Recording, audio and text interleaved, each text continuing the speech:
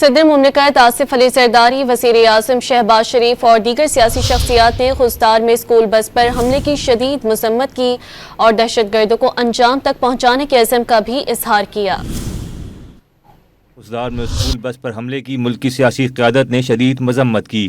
صدر آصف زرداری نے اپنے بیان میں کہا کہ اسکول جانے والے معصوم بچوں پر حملہ انسانیت سوز اور گھناؤنا جرم ہے۔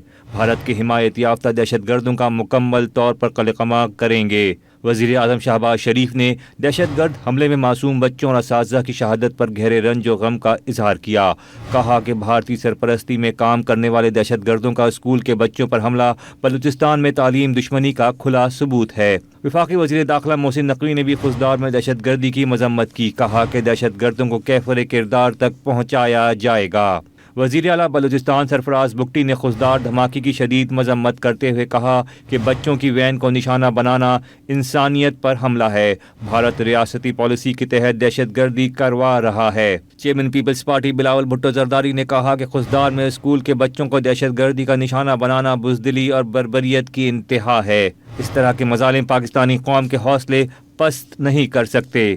وزیر اعلیٰ خیبر پختونخوا سمیت پاکستان پیپلز پارٹی، MQM پاکستان، جماعت اسلامی اور دیگر سیاسی جماعتوں اور رہنماؤں کی جانب سے خوزدار میں معصوم بچوں کو نشانہ بنانے کو انتہائی شرمناک اور بزدلانہ اقدام قرار دیا گیا۔ قومی اسمبلی میں اظہار خیال کرتے ہوئے وزیر اطلاعات عطا تارڑ نے کہا کہ دشمن ہماری تاریخ نہیں جانتا، ہمارے بچوں کی قربانی کی داستان بھی سنہرے حروف میں لکھنے کے قابل ہے۔